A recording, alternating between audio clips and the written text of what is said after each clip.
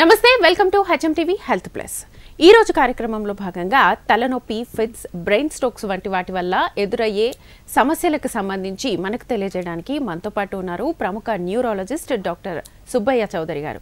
So వారిని అడిగి డీటెయిల్గా తెలుసుకుందాం. నమస్తే డాక్టర్ గారు. నమస్తే. సో చాలా మందికి న్యూరలాజికల్ డిజార్డర్ అంటే ఏంటి అనేది తెలీదు. అంటే ఏంటి, దాన్ని ఎలా గుర్తించాలి? సో మామూలుగా న్యూరాలజీ ప్రాబ్లమ్స్లో చాలా రకాలు ఉంటుంది. కొన్ని ఈ న్యూరాలజిస్టులు డీల్ చేస్తారు, కొన్ని ప్రాబ్లమ్స్ న్యూరో సర్జన్స్ డీల్ చేస్తారు. ఈ న్యూరాలజీ ప్రాబ్లమ్స్ ముఖ్యంగా మనం చూసేది ఏంటంటే కామన్ ప్రాక్టీస్లో మనం తలనొప్పి, మైగ్రేన్ తలనొప్పి అంటే పార్సిపిలిప్ అంటారు మన లోకల్ లాంగ్వేజ్లో.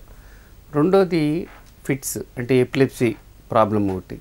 తర్వాత స్ట్రోక్ అంటే పక్షవాతం జబ్బు అంటాం మనం మామూలుగా వాడుక భాషలో వాడేదన్నమాట. తర్వాత పార్కిన్సోనిజం అంటే వణుకుడు జబ్బు. అలాగే మెమరీ డిస్టర్బెన్సెస్ అంటే డిమెన్షియా, దాంట్లో ఆల్జీమర్స్ అని, ఫ్రాంటోటెంపరల్ డిమెన్షియా అని ఉంటుంది. అలాగే న్యూరోపతీస్ అంటే కాళ్ళు చేతులు ఎఫెక్ట్ అయ్యి తిమ్మిర్లు రావచ్చు, కొంతమందికి తిమ్మిర్లు లేకుండా కేవలం వీక్నెస్ రావచ్చు. అలాగే స్పైనల్ కార్డ్లో ప్రాబ్లమ్స్ వచ్చి వీళ్ళకి వెన్ను నొప్పి లాంటిది, లేకపోతే కాళ్ళు చేతులు వీక్నెస్ లాంటివి రావచ్చు. సో ఇలా చాలా డిజార్డర్స్ ఉంటుందన్నమాట. న్యూరాలజీ ప్రాబ్లమ్స్ చాలా ఉంటుంది. నేను చెప్పింది కొన్ని మాత్రమే. అలాగే బ్రెయిన్ ఇన్ఫెక్షన్, మెనింజైటిస్ అని, మెనింగోఎన్కెఫలైటిస్ అని ఇలాంటి వ్యాధులు కూడా న్యూరలాజికల్ ప్రాబ్లమ్స్ అన్నమాట. అలాగే బ్రెయిన్ ట్యూమర్స్ కూడా ఈ న్యూరలాజికల్ ప్రాబ్లమ్స్లోకి వస్తూ ఉంటాయి. అంటే ఈ బ్రెయిన్ ట్యూమర్ అనేది ఫిట్స్ లాగా ప్రజెంట్ అవ్వచ్చు, లేకపోతే పక్షవాతం లాగా కూడా ప్రజెంట్ అవ్వచ్చు. అంటే బేసికల్గా ఈ న్యూరలాజికల్ డిసార్డర్స్ రకరకాలుగా కూడా ప్రజెంట్ అవ్వచ్చు. సో ప్రాబ్లం ఉన్నప్పుడు ఎప్పుడూ కూడా మనం దాని గురించి సరైన అవగాహన కలగాలంటే ఇప్పుడు మనకి బోల్డ్ ఇన్ఫర్మేషన్ అవైలబిలిటీ ఉంటుంది. అలాగే దీన్ని కనుక మనకి ఏమాత్రం అనుమానం వచ్చినా తప్పకుండా దగ్గరలో ఉన్న న్యూరాలజిస్టు, లేదంటే న్యూరాలజిస్ట్ అందుబాటులో లేకపోతే కనుక జనరల్ ఫిజిషియన్ దగ్గరికి వెళ్ళినా కూడా వాళ్ళు సకాలంలో గుర్తించి మళ్ళీ న్యూరాలజిస్ట్ దగ్గరికి పంపించడం జరుగుతూ ఉంటుందండి. సో ఈ ప్రాబ్లమ్స్ని ముఖ్యంగా పక్షవాతం లాంటి వాటిని ఏంటంటే ఈ మధ్యకాలంలో ఆధునిక వైద్యం వచ్చిన తర్వాత తొందరగా గుర్తిస్తే కనుక వీళ్ళకి దీర్ఘకాలిక ప్రాబ్లమ్స్ లేకుండా ఉండొచ్చు అనమాట. అందుకని టైంకు గుర్తించడం ఇంపార్టెంటు. సరైన మోతాదులో సరైన టైంలో మందులు వేసుకోవడం కూడా ఇంపార్టెంట్. అందుకని దీని గురించి అవగాహన ఎంత పెంచుకుంటే కనుక తర్వాత ప్రాబ్లమ్స్ని తగ్గించుకోవచ్చు. ఓకే, మీరు అన్నట్లుగా ఈ న్యూరలాజికల్ ప్రాబ్లమ్స్ ఏ ఏజ్లో ఎక్కువగా స్టార్ట్ అవుతాయి అసలు? అంటే న్యూరాలజీ ప్రాబ్లమ్స్ అనేది న్యూరలాజికల్ ప్రాబ్లమ్స్ ఏ వయసులో అయినా రావచ్చు. పుట్టిన కాడి నుంచి చివరికి ఎండ్ ఏజ్లో వరకు రావచ్చు అనమాట. అంటే వయసును బట్టి ఈ ప్రాబ్లమ్స్ మారుతూ ఉంటుంది. పుట్టినప్పుడు కొంతమందికి ఫిట్స్ రావచ్చు, అంటే బ్రెయిన్కి ఆక్సిజన్ అందక, లేకపోతే ఇతరత్ర కారణాలతో, లేకపోతే షుగర్ తగ్గిపోయో, లేకపోతే కాల్షియం తగ్గిపోయో ఇటువంటి వాళ్ళకి ఫిట్స్ రావచ్చు. అలాగే కొంత వయసు వచ్చిన తర్వాత అంటే కొంత ఏజ్ వచ్చిన తర్వాత అంటే 10-11 సంవత్సరాలు, 14 సంవత్సరాలు, 18 సంవత్సరాలకి అట్లా ఫిట్స్ వచ్చే కారణాలు ఎక్కువగా ఉండే అవకాశం ఉంటుంది. తర్వాత మధ్య వయసు వచ్చేటప్పటికి వీళ్ళకి అంటే సుమారుగా మనం 40-45 సంవత్సరాలు, 30-35 సంవత్సరాలు ఆడవాళ్ళు ముఖ్యంగా మల్టిపుల్ స్క్లెరోసిస్ అనే వ్యాధి వచ్చే అవకాశం ఉంటుంది. అట్లాగే ఈ వయసు పెరిగే కొద్దిగా ఏంటంటే కనుక స్ట్రోక్స్ వచ్చాయి, అంటే బ్రెయిన్కి బ్లడ్ సర్క్యులేషన్ ఎక్కువ అవటమో, లేకపోతే రక్తనాళం రప్చర్ అవటం వలన హెమరేజిక్ స్ట్రోక్స్ రావటం అనేది జరుగుతూ ఉంటుంది. సో ఎప్పుడు కూడా ఈ స్ట్రోక్స్ అనేది ఏ వయసులో అయినా రావచ్చు. కాకపోతే వయసు పెరిగే కొద్దికి ఈ ప్రాబ్లమ్స్ కూడా పెరిగే అవకాశం ఉంటుంది. అలాగే ఈ బ్రెయిన్ ట్యూమర్స్ కూడా ఈ ఏజ్ పెరిగే కొద్దికి వచ్చే అవకాశం ఉంటుంది. మెయిన్గా ఈ న్యూరాలజీ ప్రాబ్లమ్స్ ఏ వయసులో అయినా రావచ్చు. కాకపోతే వయసును బట్టి ఆ ప్రాబ్లమ్స్ యొక్క ఇన్సిడెన్స్ మారుతూ ఉంటుందన్నమాట. సో అందుకని ప్రాబ్లం గురించి అవగాహన కలిపినప్పుడు ఈ వయసులో ఈ ప్రాబ్లం రాదు అని అనుకోకుండా తప్పకుండా డాక్టర్ని సంప్రదించి దానికి తగ్గ ఇన్వెస్టిగేషన్స్ చేయించుకొని మనం వైద్యం చేయించుకుంటే కనుక దీర్ఘకాలిక ప్రాబ్లమ్స్లోంచి పడకుండా ఉండే అవకాశం ఉంటుంది. ఓకే, అండ్ మీరు ఇందాక చెప్పారు ఈ ప్రాబ్లం వచ్చినప్పుడు చాలామందికి కాళ్ళు చేతులు తిమ్మిర్లు, వనకడము, లేకపోతే సరిగ్గా నిద్ర పట్టకపోవడము ఇలాంటి ప్రాబ్లమ్స్ వస్తాయని. సో ఈ ప్రాబ్లమ్స్ ఇంకొక వేరే స్టెరాయిడ్స్ వాడినా, లేకపోతే ఇంకేదైనా ప్రాబ్లం ఉన్నా కూడా, విటమిన్ డెఫిషియన్సీ ఉన్నా కూడా వస్తూ ఉంటాయి కదా. సో దానికి ఎలా డిఫరెన్షియేట్ చేయొచ్చు అసలు? అంటే ముఖ్యంగా కాళ్ళు చేతులు తిమ్మిర్లు అనేది చాలా వీక్ సిమ్టమ్. అది ముఖ్యంగా కాళ్ళు చేతులు తిమ్మిర్లు వచ్చినాయి అంటే మనం కామన్ భాషలో మనం పెరిఫరల్ న్యూరోపతి అంటాం అనమాట. ఈ ఇంగ్లీషు దీంట్లో మనం యాలోపతిలో ఈ పెరిఫరల్ న్యూరోపతి కారణాలు ఏంటో చూసుకోవాలి. ముఖ్యంగా ఎక్కువ శాతం మందికి అంటే ఏజ్ని బట్టి ఉంటుంది. అంటే ముఖ్యంగా షుగర్ ఉన్న వాళ్ళకి కాళ్ళు చేతులు తిమ్మిర్లు వచ్చే అవకాశం ఎక్కువ ఉంటుంది. అలాగే కొన్నిసార్లు ఈ నరాలకు సంబంధించిన రక్తనాళాల్లో ప్రాబ్లం వస్తే కనుక వాస్కులైటిస్ అంటారు, దాని మూలాన ప్రాబ్లం వచ్చే అవకాశం ఉంటుంది. అలాగే కొన్ని మెడికేషన్స్, ఉదాహరణకి క్యాన్సర్ మందులు కానీ టీబీ మందులు కానీ ఇలాంటివి వేసుకున్నప్పుడు ఈ న్యూరోపతి లక్షణాలు ఉండే అవకాశం ఉంటుంది.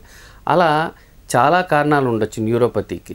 సో కొంతమందికి ఏంటంటే కనుక కొన్ని ముఖ్యంగా మనం చూసుకుంటే కనుక ఈ మెడిసిన్స్ వాడుకున్నప్పుడు కూడా వచ్చే ప్రాబ్లమ్స్ కూడా ఉండొచ్చు అనమాట. అందుకని ఇలాంటి సిమ్టమ్స్ ఉన్నప్పుడు మనం అసలు కారణం ఏంటి అనేది చూసుకొని దానికి తగ్గ టెస్ట్ చేయించుకోవాల్సిన అవసరం ఉంటుంది.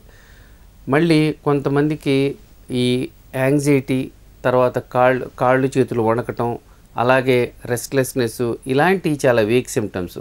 ఇలాంటి సిమ్టమ్స్ ఉన్నప్పుడు ఏంటంటే ముఖ్యంగా మనం చూసుకోవాల్సింది ఏమైనా మెడిసిన్స్ వాడుతున్నారా, అలాగే ఏమైనా ఆల్కహాల్ బారిన పడి దాని ఆల్కహాల్ లిమిట్ దాటి దాని వలన వచ్చే ప్రాబ్లమా, సడన్గా ఆల్కహాల్ ఆపటం వలన, లేకపోతే ఏమైనా థైరాయిడ్ లక్షణాలు అంటే థైరాయిడ్ ఎక్కువైనా తక్కువైనా ఇలాంటి లక్షణాలు ఉండే అవకాశం ఉంటుందన్నమాట. అందుకని ఒక సిమ్టమ్తో మనం ఒక జబ్బు అని అనుకోవటానికి లేదు. అలాగే మల్టిపుల్ సిమ్టమ్స్ ఉన్నా కూడా ఇది ఒకే జబ్బు అని చెప్పటానికి లేదనమాట. అందుకని ఇప్పుడైనా సరే పేషెంట్ వచ్చినప్పుడు ప్రాపర్గా హిస్టరీ తీసుకొని ఓకే ఈ వయసులో ఈ సిమ్టమ్స్కి ఏమేం కారణాలు అయి ఉండొచ్చు అని చెప్పి ఇన్వెస్టిగేట్ చేసుకోవాల్సిన అవసరం ఉంటుంది.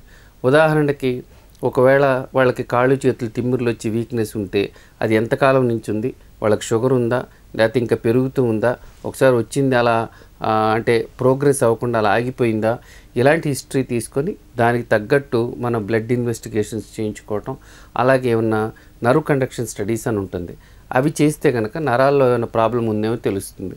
అలాగే ఒక్కొక్కసారి వాళ్ళు వేసుకునే మందుల హిస్టరీ కూడా మనం మందులు తెప్పించుకొని ఒక్కోసారి మందులన్నీ చెక్ చేయడం కూడా అవసరం అన్నమాట. ముఖ్యంగా ఒక పేషెంట్ వచ్చినప్పుడు అతను చెప్పే లక్షణాలే కాకుండా అతని యొక్క హిస్టరీ, పాస్ట్ హిస్టరీ, అలాగే వాడుకునే మందులు అన్నీ జాగ్రత్తగా మనం అన్నీ వాళ్ళు చెప్పలేకపోవచ్చు. వాటిని అన్నిటిని మనం ఒకసారి వెరిఫై చేస్తే కనుక మనం జస్టిఫికేషన్ చేయొచ్చు ప్రాపర్ డయాగ్నోస్ చేసి ప్రాపర్ ట్రీట్మెంట్తో. ఓకే. అండ్ న్యూరాలజీకి సంబంధించి వచ్చే ప్రాబ్లమ్స్లో మీరు చెప్తున్నవన్నీ అందరూ మైనర్ ప్రాబ్లమ్స్ అనుకుంటూ ఉంటారు, వదిలేస్తే మేజర్ అవుతాయి. కానీ మేజర్గా మనకు కనిపించేవి ఇందులో ఫిట్స్ ఒకటి, పక్షవాతం ఒకటి. అండ్ మొదటగా ఫిట్స్ అంటే ఏంటి, అసలు ఎందుకు వస్తాయి అవి? సో ఈ ఫిట్స్ అంటే మనం ఏంటంటే కనుక నార్మల్గా బ్రెయిన్లో కొన్ని మిలియన్స్ ఆఫ్ న్యూరాన్స్ ఉంటాయి. ఈ న్యూరాన్స్ అంటే నర్వ్ సెల్స్ మామూలుగా మనం అందరం ఫంక్షన్ చేయటానికి ఒక నర్వ్ సెల్ నుంచి ఇంకో నర్వ్ సెల్కి కమ్యూనికేషన్ వెళ్తూ ఉంటుంది. అంటే మనకు ఎలక్ట్రికల్ వైర్లో ఎలా కరెంట్ ఎలా పాస్ అవుతుందో అలాగే నర్వ్ సెల్స్ నుంచి ఒక నర్వ్ సెల్ నుంచి ఇంకో నర్వ్ సెల్కి ఇలా మన సిగ్నల్స్ పాస్ అవుతూ ఉంటాయి అన్నమాట. అదొక క్రమ పద్ధతిలో జరుగుతున్నప్పుడు ఏంటంటే బ్రెయిన్లో ఉన్న యాక్టివిటీని బట్టి మనం కూడా మనం యాక్షన్స్ చేస్తూ ఉంటాం. కానీ ఒక్కోసారి ఏం జరుగుతూ ఉంటుందంటే ఒక క్రమ పద్ధతిలో నరాలు అదే ఈ నర్వ్ సెల్ సిగ్నల్స్ వెళ్లకుండా ఒకసారి నర్వ్ సెల్స్ అన్ని ఒక్కసారి చాలా అంటే ఒక రకమైన ఆర్గనైజ్డ్ లేకుండా డిజార్గనైజ్డ్గా ఒకసారి ఈ నర్వ్ సెల్స్ అన్ని ఫైర్ అయినప్పుడు బ్రెయిన్లో వచ్చే మార్పులు బాడీ మీదకి రిఫ్లెక్ట్ అవ్వచ్చు. సో అలా బాడీలో రిఫ్లెక్ట్ అయినప్పుడు వాళ్ళకి ఫిట్స్ లాగా ప్రజెంట్ అవ్వచ్చు.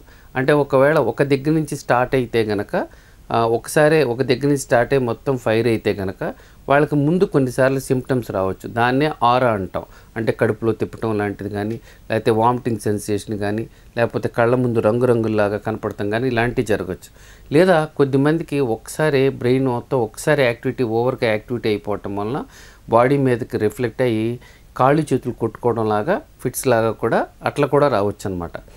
ఒక భాగం నుంచి మిగతా స్ప్రెడ్ అయితే అది మనం ఫోకల్ సీజర్స్, అది సెకండరీ జనరలైజేషన్ అవ్వచ్చు.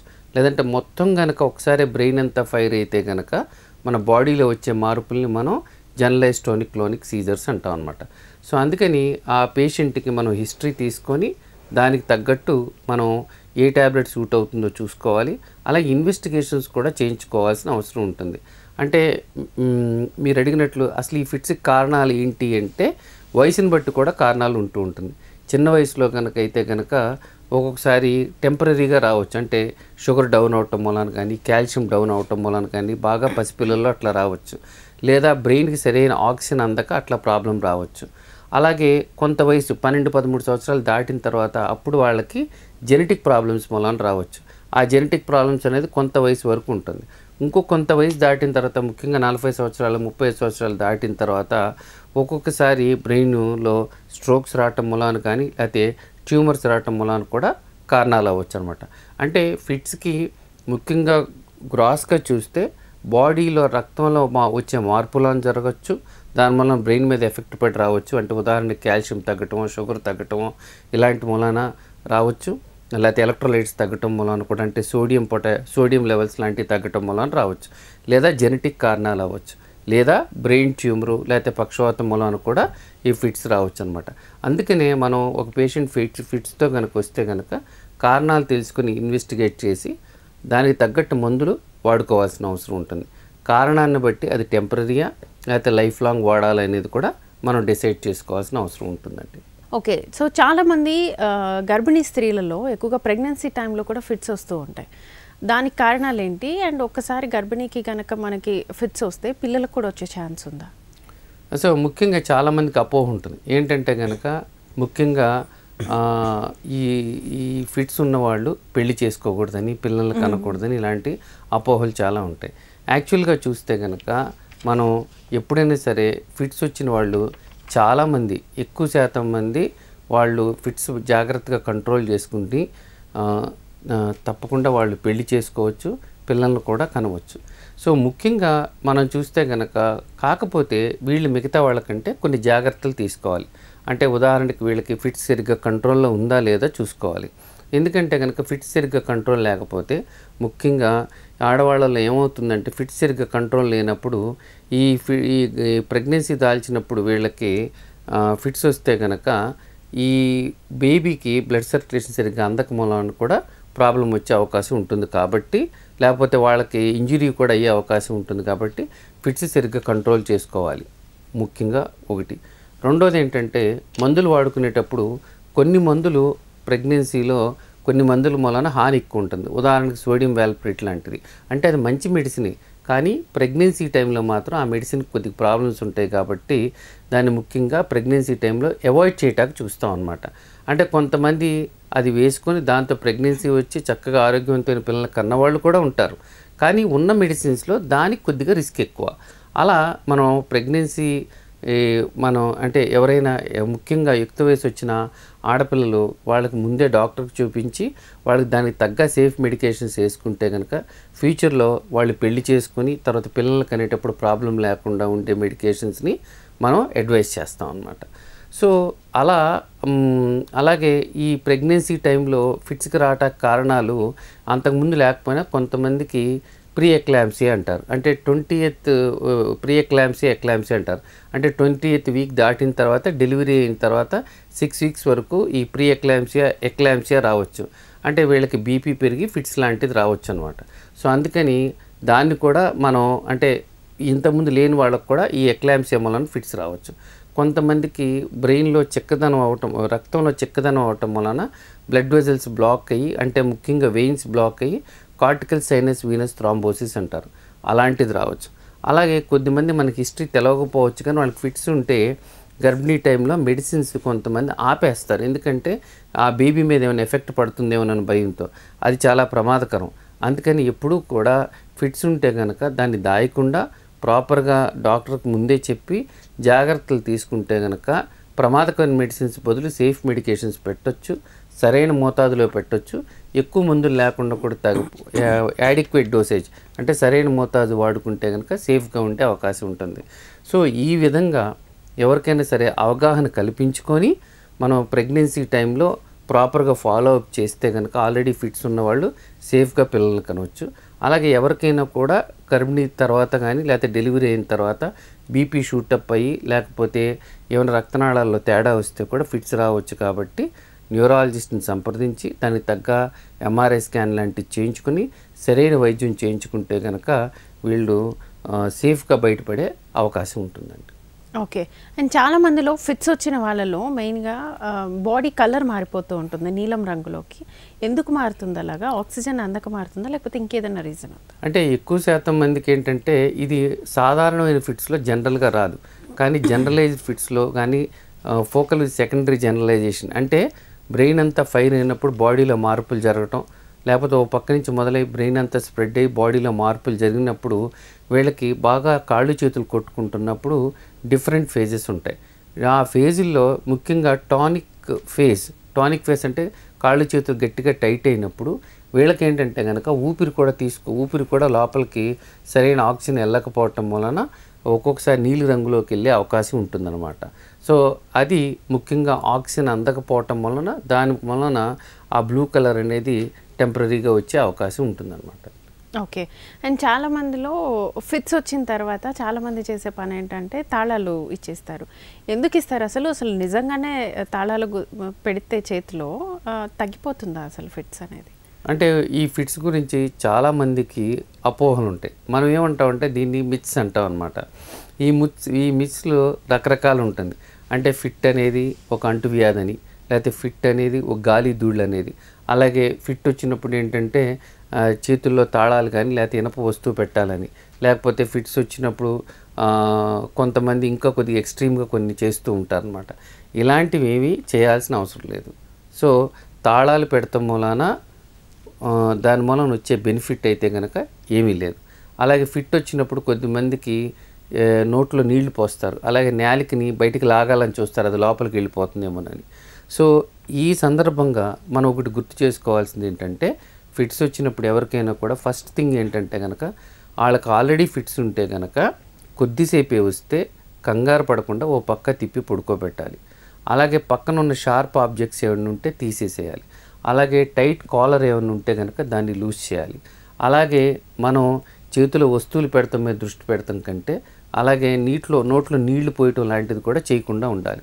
అలాగే ఫిట్స్ వచ్చినప్పుడు బాగా జనం గుమ్మికూడినప్పుడు వాళ్ళకి లేచినప్పుడు ఒక రకమైన ఎంబరాస్మెంట్ కూడా ఉంటుంది. అందుకని వాళ్ళ పక్కకి వెళ్ళిపోమని చెప్పాలి. వాళ్ళకి సరైన గాలి వచ్చేటట్లు చూసుకోవాలి. ఈ ఫిట్స్ వచ్చినప్పుడు ఎప్పుడైనా సరే హాస్పిటల్కి ఎప్పుడు తీసుకెళ్ళాలి అనే ఒక డౌట్ వస్తుంది. సాధారణంగా ఫిట్స్ వస్తే వెంటనే తగ్గిపోతే కనుక కంగారు పడక్కర్లా, తర్వాత సావధానంగా వెళ్ళొచ్చు. కానీ అదే ఫిట్ ఎక్కువసేపు వస్తే అంటే 5 నిమిషాల కంటే ఎక్కువసేపు వచ్చినా, లేకపోతే కనుక ఫిట్ వచ్చిన తర్వాత ఎక్కువసేపు స్పృహలో తగ్గి ఉన్నా, లేకపోతే కనుక ఫిట్ వచ్చినప్పుడు పడిపోయినప్పుడు ఏమైనా దెబ్బలు తాకినా, అలాగే కొంతమంది పిల్లలు స్విమ్మింగ్ చేస్తుంటే ఫిట్ రావచ్చు అనమాట, వాళ్ళు మునిగిపోవచ్చు.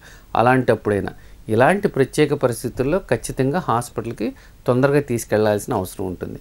లేనప్పుడు కనుక అయితే కనుక మనం ఇది ఒక ఫిట్ కొద్దిసేపు వచ్చి తగ్గిపోతే కంగారు పడకుండా పక్క తిప్పి పడుకోబెట్టి నోట్లో నీళ్ళు ఏం పోయకుండా షార్ప్ ఆబ్జెక్ట్స్ అన్నీ తీసేసి నోట్లో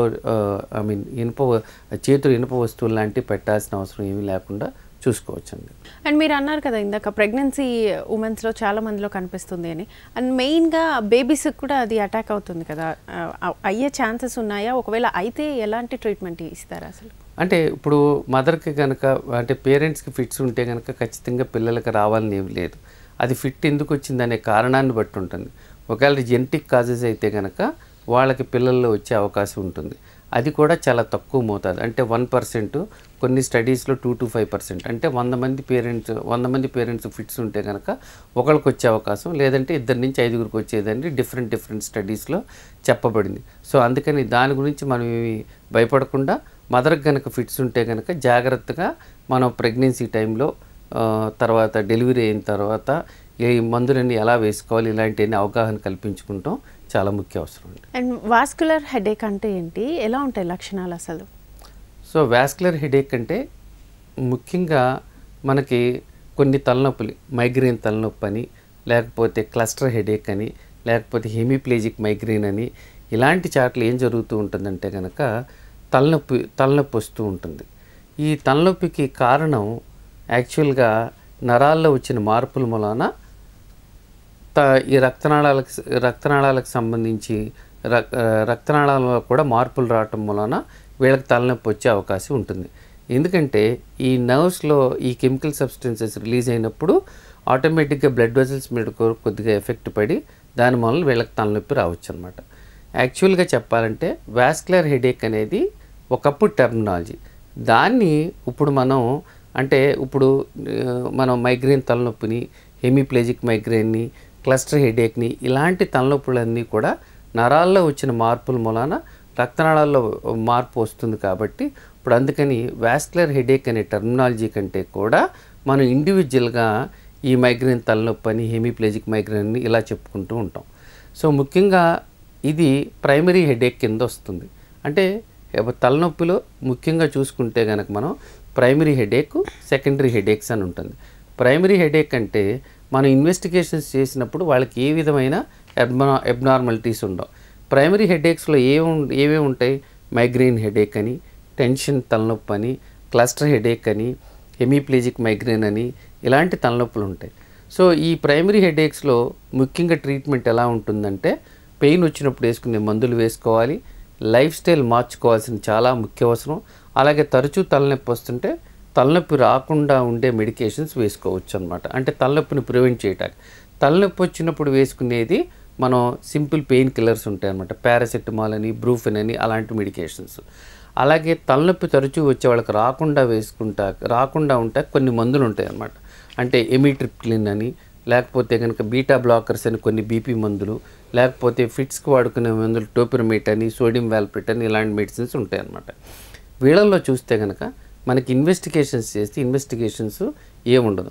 కానీ వీళ్ళకి ఇన్వెస్టిగేషన్ ఇప్పుడు చేయాలి. ప్రైమరీ హెడేక్స్ వాళ్ళకి తరచూ తలనొప్పి వస్తూ ఇదివరటి కంటే ఆ తలనొప్పి మారితే, అంటే తలనొప్పి వచ్చే గుణం మారితే కనుక ఖచ్చితంగా వీళ్ళల్లో బ్రెయిన్ స్కాన్ లాంటి ఇన్వెస్టిగేషన్స్ చేయాలి. అలాగే తలనొప్పితో పాటు జ్వరం వచ్చినా, తలనొప్పితో పాటు ఫిట్స్ వచ్చినా, అలాగే తలనొప్పితో పాటు ఒక కాలు చేయి వీక్నెస్ లాంటిది వచ్చినా వీళ్ళకి ఇన్వెస్టిగేషన్స్ చేయాలన్నమాట.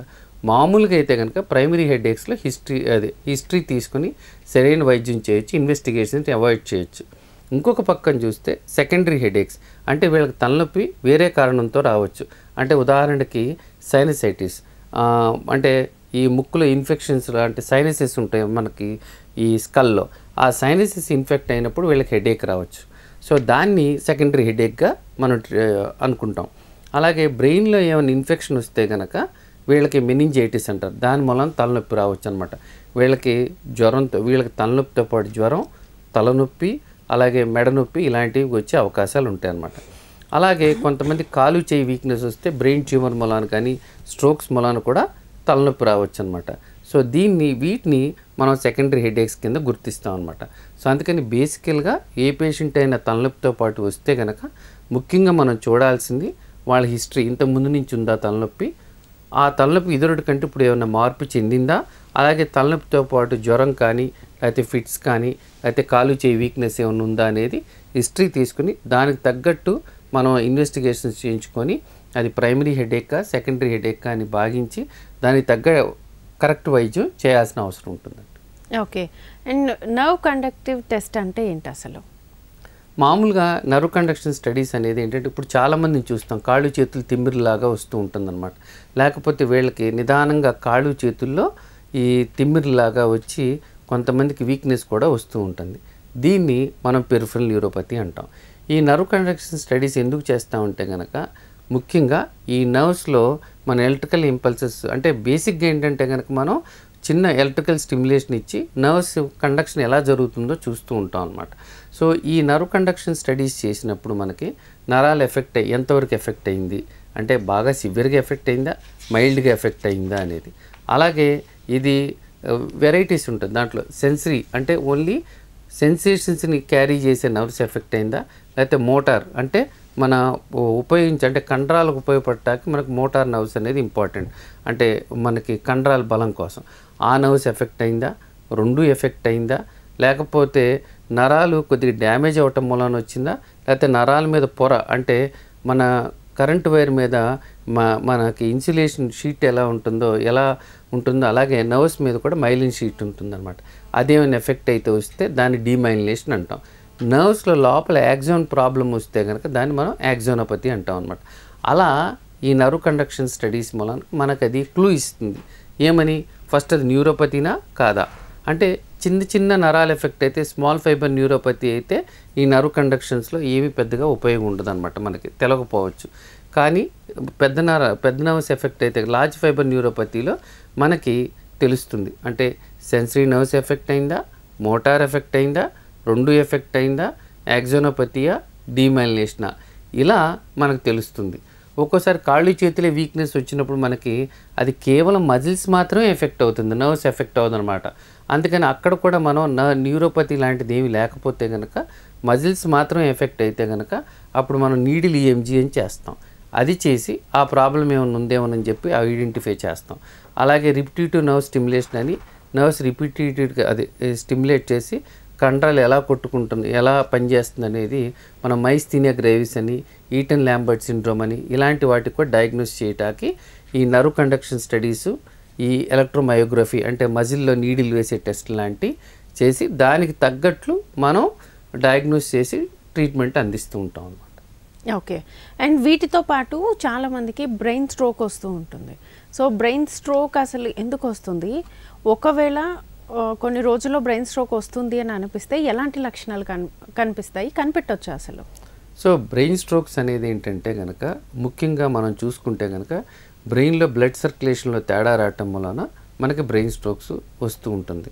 సో బ్రెయిన్ స్ట్రోక్స్లో ముఖ్యంగా తీసుకుంటే కనుక 2 రకాలు ఉంటుంది. ఇస్కిమిక్ స్ట్రోక్ అంటే బ్రెయిన్కి రక్త ప్రసరణ వెళ్ళే రక్తనాళం బ్లాక్ అవటం వలన.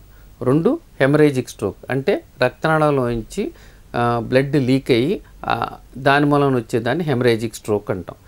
ఈ ఇస్కిమిక్ స్ట్రోక్ హెమరేజిక్ స్ట్రోక్స్లో తీసుకుంటే 80% ఇస్కిమిక్ స్ట్రోక్స్, 20% హెమరేజిక్ స్ట్రోక్స్ ఉంటాయి అన్నమాట. సో రెండిటికి కారణాలు చాలా వరకు రెండిటికి కారణాలు కొన్ని రిస్క్ ఫ్యాక్టర్స్ సేమ్ ఉంటాయి. అంటే ఉదాహరణకి బీపీ కంట్రోల్ లేకపోవటం, షుగర్ కంట్రోల్ లేకపోవటం, లేకపోతే స్మోకింగ్ చేయటం, లేకపోతే ఆల్కహాల్ అతిగా సేవించి సరైన అంటే లైఫ్ స్టైల్ సరిగా పాటించకపోవటం వలన, ఎక్సర్సైజ్ లేకుండా ఒబేసిటీతో ప్రాబ్లమ్స్ వచ్చే అవకాశం ఉంటుందన్నమాట. సో అది ఇస్కిమిక్ స్ట్రోక్కి, హెమరేజిక్ స్ట్రోక్కి ఇవన్నీ కామన్ రిస్క్ ఫ్యాక్టర్స్ ఉంటూ ఉంటుంది. కాకపోతే మనకి రక్తనాళం మూసుకుపోతే వచ్చేది ఇస్కిమిక్ స్ట్రోక్, రక్తనాళం రప్చర్ అయితే వచ్చేది హెమరేజిక్ స్ట్రోక్. సో ముఖ్యంగా హెమరేజిక్ స్ట్రోక్స్ ఒక్కొక్కసారి యాక్సిడెంట్స్ అయితే కూడా రావచ్చు. అలాగే హెమరేజిక్ స్ట్రోక్స్లో ముఖ్యంగా రక్తనాళాల మీద ఎన్యూరిజమ్స్ అని ఉంటాయి అన్నమాట. బెర్రీ ఎన్యూరిజమ్స్ అంటారు. ఆ ఎన్యూరిజమ్స్ బెర్రీ ఫ్రూట్స్ లాగా ఉంటాయి. అవి రప్చర్ అయితే వయసు పెరిగే కొద్దికి అవి పుట్టుకతోనే ఉండొచ్చు, లేదా తర్వాత రావచ్చు ఇతరత్ర కారణాలతో అవి రప్చర్ అయ్యి బ్లీడింగ్ అవ్వచ్చు. అలాగే ఏవీ మాల్ఫార్మేషన్స్ అని ఉంటుందన్నమాట. అంటే రక్తనాళాల్లో సరిగ్గా ఆర్టరీస్, వెయిన్స్ సరిగ్గా అంటే ఫార్మేషన్లో తేడా రావటం వలన బ్లీడ్ అవ్వచ్చు అనమాట. ఇలా ఇది హెమరేజిక్ స్ట్రోక్స్కి ప్రత్యేకంగా ఉంటుంది. అలా చూసుకుంటే కనుక ఇస్కిమిక్ స్ట్రోక్స్కి కూడా చాలా కారణాలు ఉంటాయి. అంటే బ్లడ్లో దోషం ఉంటే కూడా మనకి అంటే ఉదాహరణకి రక్తం ఎక్కువ చిక్కగా అయితే కొన్ని ఫ్యాక్టర్స్ వల్ల ఇస్కెమిక్ స్ట్రోక్ రావచ్చు. అలాగే ఈ ప్లేట్లెట్ కౌంట్ పడిపోతే బ్లీడింగ్ కూడా అవ్వచ్చు. సో ఈ స్ట్రోక్స్లో ముఖ్యంగా మనం చూడాల్సింది ఏంటంటే ఏ పేషెంట్ అయినా కూడా కొన్ని లక్షణాలతో ప్రజెంట్ అవుతారు. అంటే వీళ్ళకి అంటే ఇస్కెమిక్ స్ట్రోక్స్లో ఎక్కువ మంది ఫేస్ పక్కకు తిరగటం, మూతి పక్కకు తిరగటం, తర్వాత మాట సరిగ్గా రాకపోవటం, కాలు చేతులు వీక్నెస్ లాగా రావటం, అలాగే కొంతమంది కళ్ళు చూపు తగ్గటం లాంటిది కనపడుతూ ఉంటుంది. అదే హెమరేజిక్ స్ట్రోక్స్లో తలనొప్పితో పాటు ఈ లక్షణాలన్నీ కనపడవచ్చు. కాకపోతే హెమరేజిక్ స్ట్రోక్స్ అంటే బ్లీడింగ్ అవటం వలన వీళ్ళకి తలనొప్పితో పాటు మిగతా లక్షణాలు కూడా ఒక్కోసారి అన్కాన్షియస్ కూడా అయ్యే అవకాశం ఉంటుందన్నమాట. అందుకని ఒక పేషెంట్ రాగానే వాళ్ళ లక్షణాలు విని వాళ్ళకి ప్రాథమిక ఇన్వెస్టిగేషన్స్ అంటే బ్లడ్ టెస్ట్ లాంటివి చేసి చూసి, అలాగే అవసరమైతే కనుక city scan, MRI scan, angiogram లాంటిది చేయాల్సిన అవసరం ఉంటుంది. ఇప్పుడు ఈ పక్షవాతం జబ్బుకి అంటే స్ట్రోక్స్కి మంచి ట్రీట్మెంట్స్ వచ్చినాయి కాబట్టి పేషెంట్ సరైన అవగాహన కల్పించుకొని తొందరగా హాస్పిటల్కి చేరుకుంటే కనుక దానికి సకాలంలో వైద్యం అందించడమే కాకుండా ఫ్యూచర్లో రాకుండా ఉంటాక రిస్క్ ఫ్యాక్టర్స్ ఏంటో కారణం చూసుకొని దాన్ని కూడా మనం ట్రీట్ చేయొచ్చు. ఉదాహరణకి హార్ట్ ఎకో చేయటం, లేకపోతే హోల్టర్ మానిటరింగ్ లాంటివి చేస్తే కనుక హార్ట్ బీట్ ఇర్రెగ్యులర్గా ఉంటే కనుక దానికి తగ్గ వైద్యం అందిస్తే కనుక ఫ్యూచర్లో రాకుండా ఉండే అవకాశం ఉంటుంది. అలాగే బీపీ కంట్రోల్ చేసుకోవటం, షుగర్ కంట్రోల్ చేసుకోవటం, రెగ్యులర్గా వ్యాయామం చేయటం, మానసిక ఒత్తిడి తగ్గించుకోవటం, ఇలాంటివి చేయటం కూడా ముఖ్య అవసరం. అలాగే ఇప్పుడు ఆధునిక కాలంలో మారుతున్న అలవాట్లతో ఈ స్ట్రోక్స్ రిస్క్ పెరుగుతున్నాయి కాబట్టి చిన్న వయసు నుంచే వీళ్ళకి అవగాహన కల్పించడం, అలాగే తరచూ యాక్సిడెంట్స్ బారిన పడటం వలన ఎన్నో వేల మంది ఈ స్ట్రోక్స్ బారిన కూడా పడుతున్నారు కాబట్టి హెల్మెట్ పెట్టుకోవడం, ఇలాంటివి కూడా మన అవగాహన కల్పించితే కనుక ఈ న్యూరలాజికల్ డిజార్డర్స్ నుంచి చాలా వరకు మనం వీళ్ళని సేవ్ చేసే అవకాశం ఉంటుంది. Okay, thank you so much doctor. చూసారు కదండి, ఇది ఇవాల్టి కార్యక్రమం. మరో కార్యక్రమంలో మళ్ళీ కలుసుకుందాం. అంతవరకు చూస్తూనే ఉండండి HM TV హెల్త్ ప్లస్.